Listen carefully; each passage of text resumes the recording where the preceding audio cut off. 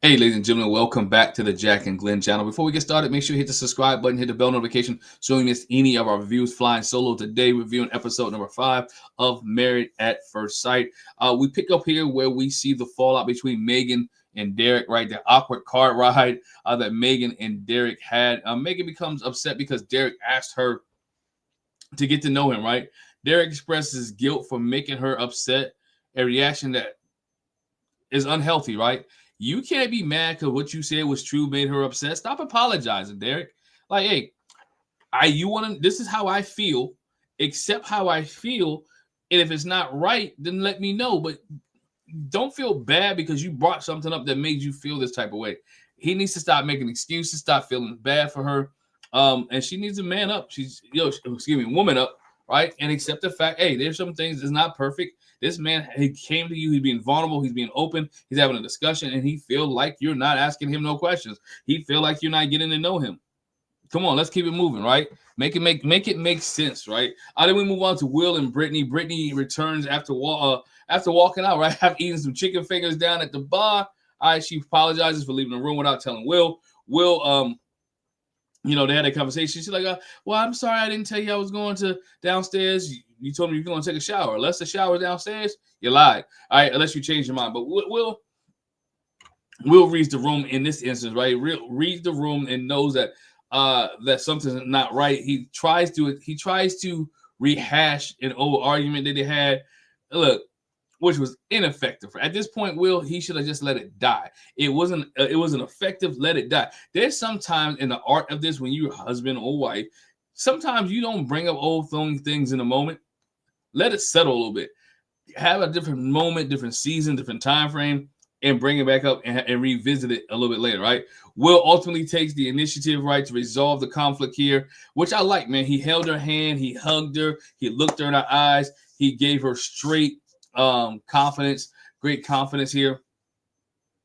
Um, they agreed to cool off for a couple hours before revisiting the argument, which Brittany accepts, right? That's how it is. Sometimes you got to cool off. You got to take a minute, right? You got to step back from the situation, sleep on it. I know the Bible says, "Sun doesn't go, don't let the sun go down on your wrath." I'm not angry. We just need a minute. I'm not upset. I just need a minute, right? And that's where Will and Brittany was. They both took a minute. It's okay there. We get back to Megan. Megan admits to Derek that she's normally an avoider, right? She avoids conflicts. She avoids situations. She shuts down. All right, doing uncomfortable conversations, and but she's gonna try to be more vulnerable to Derek, more vulnerable. Let Derek in, and you gotta see that too. She's a spoiled brat. Her mama with things with her mom and family, she is kind of spoiled, but she's trying to find her way too. So she told Derek, "Hey, I just I need to learn how to be more vulnerable." All right. Then we see Rhonda and Pat, right? Rhonda and Pat on a double date bike ride with Brittany and Will. Rhonda shocked to learn, right, that Pat's 3-year relationship ended only 6 months ago. Sound like a rebound to me, right? Pat rushed to get in this relationship. Pat rushed to get on the show. Pat rushed to get married. But I think Pat got here for all the right reasons. I think he's genuine for being here, but Rhonda could not shake it, right? Rhonda could not let that thing go. She made her feel like she was the rebound, right? And I like how Rhonda and Pat communicate. They both open it. I guess they figure they got more days behind them they do have in front of them, so they're really open and honest, right? Pat admits he feels judged by her questioning him, by the way that she's asking him questions and the way that she's perceiving things. He feel like he's judged. Rhonda is judging him, right?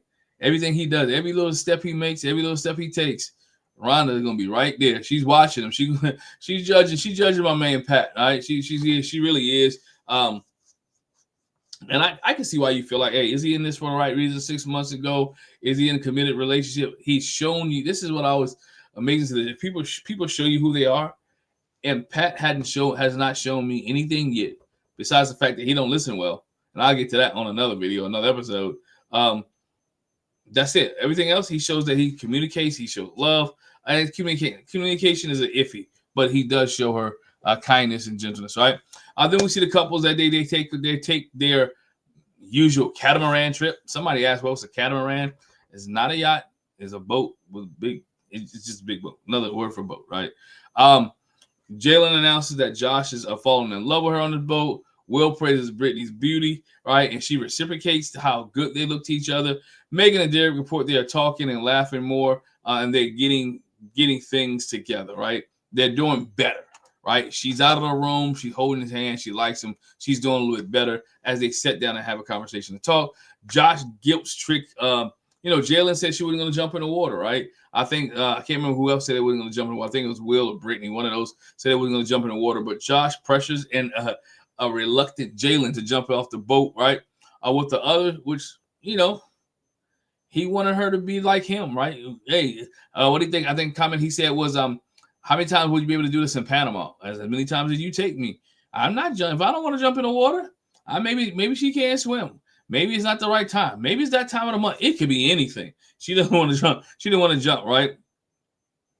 Eventually, Jaden said she was glad she did it later. So you see where Josh is pulling her into another direction, pulling some things out of her and trying to make her just that much better, right? A little bit better than she was before.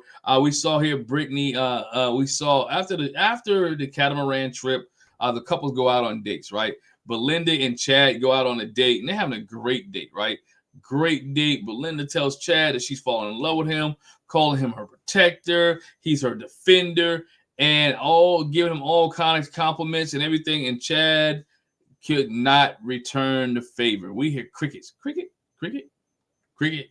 It was quiet. He got frustrated. Reminded me of AJ from the Philadelphia season, where him and production got into it. Chad did not want to be pressured, did not want to be ready. Rush did not want to be. Don't feed me no lines. Let me handle my own business. And Chad, couldn't offer any compliments for, right? Only saying she makes him a better person, right? He snaps, right? He leaves the dinner. He wants to go home. And he goes home. And Belinda tells him later, she was really upset with the way that he responded, the way that he acted, right? That the way he treated other people, right? Like she's like, I don't treat people that way. I treat people with respect and dignity, and I expect you as a man to be that's around me to also treat people with respect and dignity. She said, I don't do that stuff. The stuff that you're doing, stuff that you did is nonsense. So let's work together. Let's create unity. Let's be peaceful. There's a way to handle business without being disrespectful. And she felt that he was being disrespectful to her and being disrespectful to production, the way that he behaved. There was ways that he could have said it. He could have been more respectful. He could have said, alleviated some issues, but he didn't, right? He didn't do it the right way. You could tell he was hot. He's a hothead, right? Ex-military, some other thing. He was hothead. But again, he was upset. Belinda was deeply upset. They reconciled before they went to sleep, got it together. All right. Britney feels rejected again.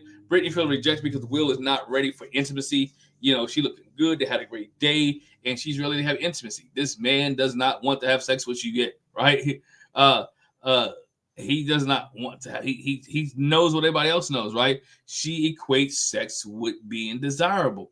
She wants to just be desirable. She wants to just be loved. She wants to just be him to gobble her up and group her and swoop her up off her feet. And well, we had a great day, so let's hop in the sheets. That man did not want, at this point, he doesn't want to. He was hurt, right? He felt some type of way because he felt he does not want to make her feel the way she felt the last time they had sex. I think he likes her. I think he cares about her, but he's being cautious at this point now, right? He's being very cautious, and I'm not mad at him, right? Because like last time we did it, we had this issue or problem. I think he eventually will get back to that point where they will have sex again and they get there. But right now, Will's playing it safe. He's just playing himself, right? Safe. All right, and Rhonda. Rhonda tells Pat she is nervous, right, about sharing some space.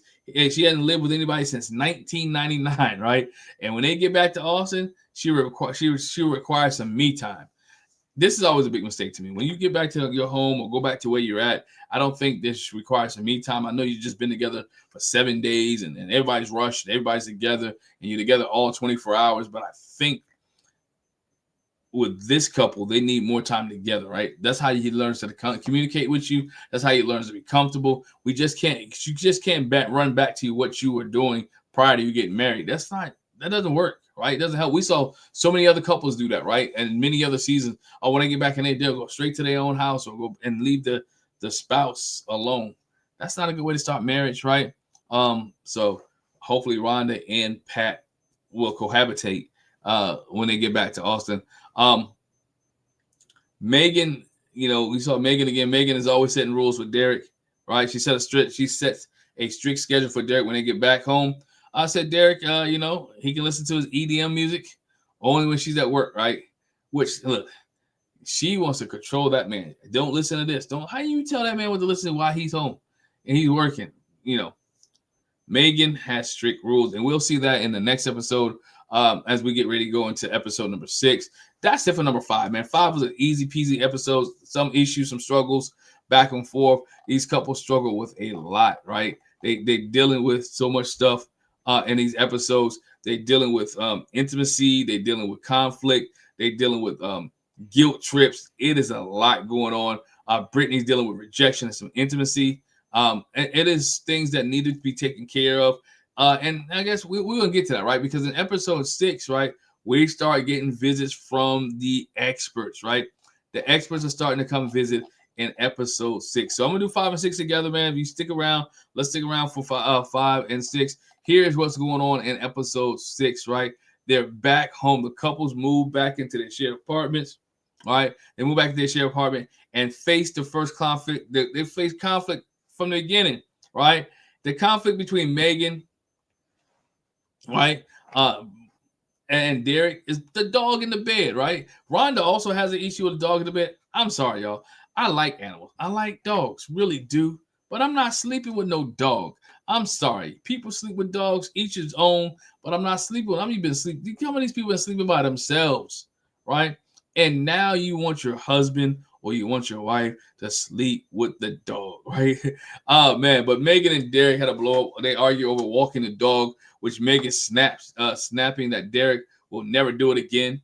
When Derek asks what's the compromise, right? She cites she don't like his cleaning products. He don't like the way he leaves the toilet seat up. She goes on about demonstrating his lack of empathy or his feelings. I mean, she goes into everything about when they all over the walk of the dog, right?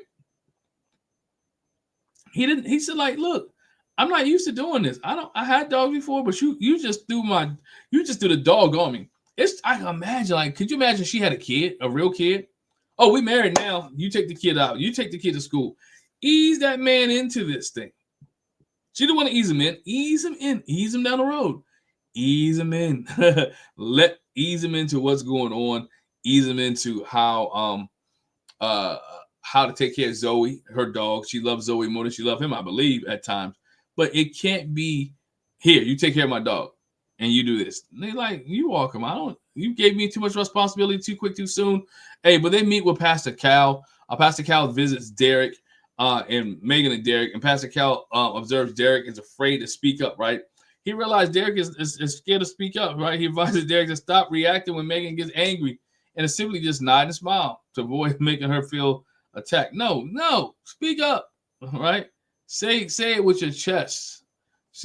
Tell her what's going on, right?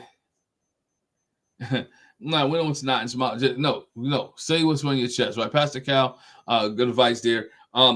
He is afraid to speak up, but Derek can't be afraid. Derek has to be able to say what he's feeling, all right, and mean what he says. We also see Jaylen and Josh. They both say, "I love you." The couple, they was in their apartment, laying in bed. They, just said, "I love you. Oh, I love you too." They love each other, right? Look, Jaylen takes Josh to her spin class, right? And she loved that spin class. Trust me. She loves cycling. She loves the spin class. People in there love her. She's showing off her husband to all these new women and all these new people in the spin class. And that's her passion, right? She loves doing spin class and selling real estate. And she is good at it. I thought this scene was good because you started to see the couples interact and you saw Jaylen bringing Josh into her world, right? And her world of cycling. As she's using the key word for this season, her community, right? She brings Josh into her community. And her community showing Josh love. And she's showing Josh love. So everyone is doing some great things there. It is great to see how these two are operating right now, how they are working with each other. Only time will tell if they have major conflict. Some of it seemed forced. There's Jaylen's trying. Seem like Josh is trying to, but everything seems sappy to me, right? Too much. I think a little too much. Y'all let me know what y'all think. I think it's a little bit too much. We see Will and Britney again. Will is the first man Britney has brought to her house, right? She has a great house, normal house. House looks good. House is banging. Will gets into her house and crickets, right? I mean, this is a woman, African American woman. This is a woman who is proud to have a home. She bought a home. She's happy, right? She's proud. It's a great accomplishment for her, right? As a young homeowner. And Will has a very dry reaction. Doesn't say, "Oh, I like your house. Oh, your couches are nice. Oh, I like your ceilings. The paint look good." Man, who takes care of your yard? He asks no questions whatsoever, right? Talking about it has roof and walls. It's good, right? He talks about her clothes in her closet, right? It's have some empathy, right? Read the room, understand what's going on, understand the situation, understand how people are maneuvering. If you take somebody into a house and it looks nice, hey, I like your house. Hey, you got new carpet. Here's what's going on, right? Yo, these two right here have poor communication. And in my opinion, they mismatched emotionally, right? Britney is very expressive. It requires a lot of affirmation. Will is dry and it's hard to read. And Britney's having a hard time reading Will, right? Britney's having a hard time reading Will. And that's what leads to a lot of their conflicts. It leads to a lot of their arguments. There's no intimacy there. It's low enthusiasm. He has low enthusiasm for anything. It's like humming drum. Hey, right? Pastor Cal meets with them, and he tells Will Pastor Cal helps Will understand Britney's need for reassurance, right? All right. It helps Will kind of confirm that he wants her, but it shouldn't take Pastor Cal. All right. Britney talked about how she's scared to admit her Britney admits that she's scared, right? Or she's afraid of her voice to say some things, right? Will has to keep affirming her. Now you don't look. You don't have to keep affirming her every day, do we? Yeah, you do. Until she feels secure in herself and in him. She has to feel secure with Will, and Will has to be not less dry. All right, less dry.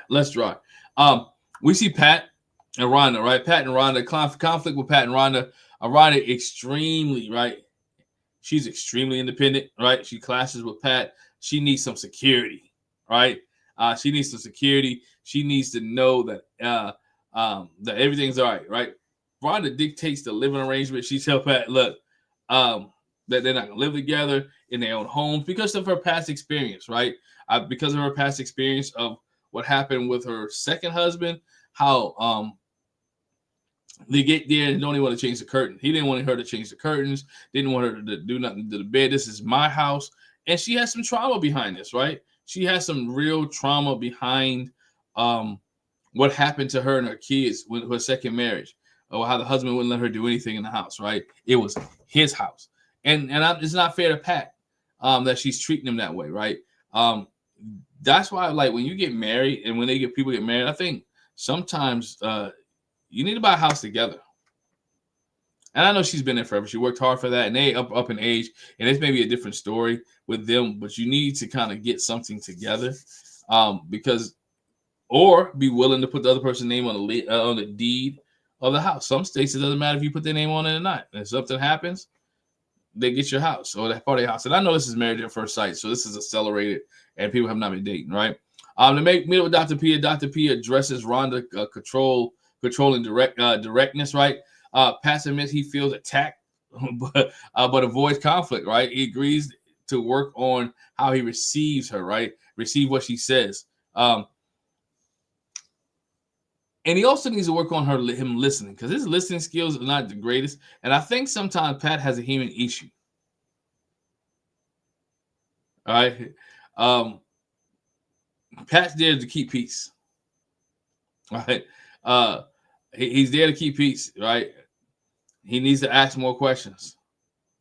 He doesn't want her to change. He's not going to try to get her to change. He's going to let her be what she is. Man, at 63 years old, she probably is what she is. He needs to just embrace her. Don't try to change her. Embrace her. Mention the things that bother him. Mention the things that happens to him. Be concerned about all that. But meet together, right? Just work together on there. We see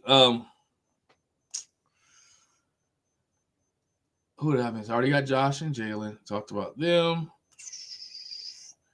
We talked about Pat. Let's see what else I missed. Did I miss? Did I get Jaylen and Josh, Belinda, Pat?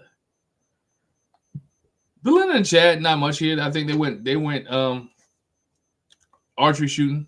That was good. He took it to a place that he likes, and they're doing okay, right? They're doing okay. Not much here in this episode of Belinda and Chad. You know, he likes her. He loves her. He cares about her. He wants to be with her. He's showing her all the good things about her, right?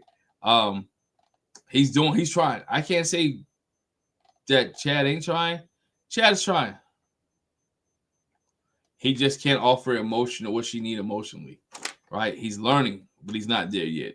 So I think I hit every couple. If I miss anything, y'all let me know.